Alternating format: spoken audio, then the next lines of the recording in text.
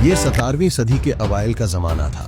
सल्तनत उस्मानिया अपनी तारीख के बदतरीन दौर से गुजर रही थी। नाअहल सुल्तानों की वजह से खजाना खाली था। यनीचरी फौज बेलगाम हो चुकी थी और सूबों में गवर्नर बगावत कर रहे थे। इसी इंतशार के आलम में 1623 में सिर्फ 11 साल की उम्र में मुराद को तख्त पर बिठाया गया।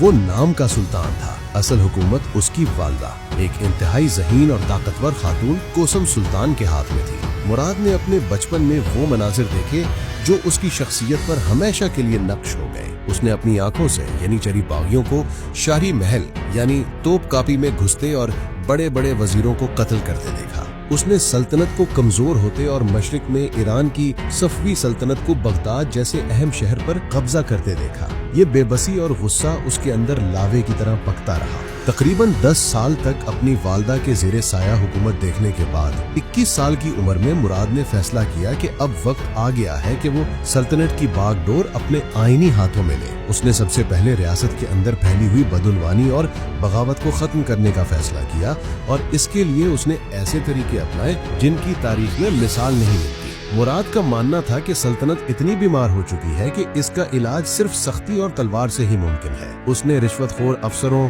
बेईमान काजियों और बागी सिपाहियों को बगैर किसी मुकदमे के सरेआम कत्ल करवाना शुरू कर दिया। उसकी खुफिया पुलिस हर जगह मौजूद थी और मामूली सी भी गद्दारी की सजा मौत थी। सुल्तान मुराद ने इस्तांबुल में तमाम कहवा खानों, शराब खानों और तंबाकू नोशी पर मुकम्मल पाबंदी लगा दी। उसका मानना था कि ये वो जगह हैं जहां लोग इकट्ठे होकर हुकूमत के खिलाफ साजिशें करते हैं। इसकी हुक्मरानी का सबसे खौफनाक पहलू उसका रातों को भेस बदलकर इस्तांबुल की गलियों में गश्त करना था। वो एक आम सिपाही या ताजिर के रूप में घूमता और खुद देखता कि उसके अहकामात पर अमल हो रहा है या नहीं। अगर उसे कोई शख्स पाबंदी की खिलाफ वर्जी करता हुआ मिल जाता तो वो उसी जगह उसका सर कलम कर देता। तारीख की किताबें ऐसे वाकयात से भरी पड़ी हैं जहां उसने तंबाकू नोशी करते हुए या शराब पीते हुए पकड़े जाने वालों को मौके पर ही कत्ल कर दिया। सुल्तान मुराद चहारम सिर्फ एक सख्त गिर मुंतजिम ही नहीं बल्कि एक बेमिसाल जंगजू भी था। वो जिस्मानी तौर पर बहुत ज्यादा ताकतवर था। कहा जाता है कि वो अकेले कई सिपाहियों को पिछाड़ देता था और उसका भारी गुर्ज उठाने की हिम्मत किसी में नहीं थी।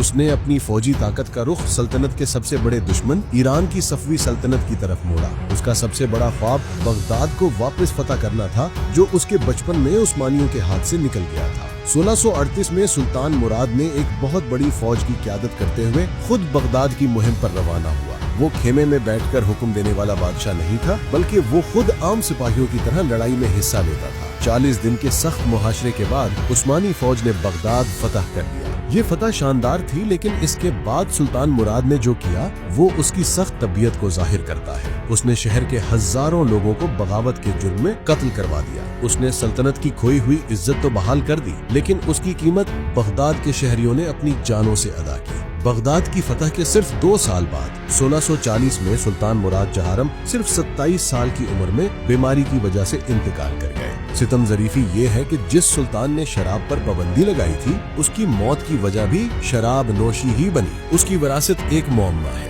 एक तरफ वो एक इंतहाई जालिम और बेरहम हुक्मरान था जिसने हजारों लोगों को मौत के घाट उतार दिया, लेकिन दूसरी तरफ वो एक ऐसा मजबूत रहनुमा था जिसने सल्तनत उस्मानिया को मुकम्मल तबाही और टूटने से बचा लिया। उसने यनीचरी की बगावत को कुचल दिया, बदउनवानी का खात्मा किया, सल्तनत की खोई हुई शानो शौकत और सुल्तान के एतियार को वापस बहाल किया और सल्तनत की सरहदों को महफूज बनाया। सुल्तान मुराद चहारम की कहानी हमें बताती है कि तारीख में बाज़ औक़ात सख्त और नापसंदीदा फैसले भी रियासत को बचाने के लिए जरूरी हो जाते हैं। वो एक तूफान था जिसने सल्तनत की तमाम गंदगी को साफ कर दिया, लेकिन इस तूफान की कीमत भी बहुत ज्यादा थी।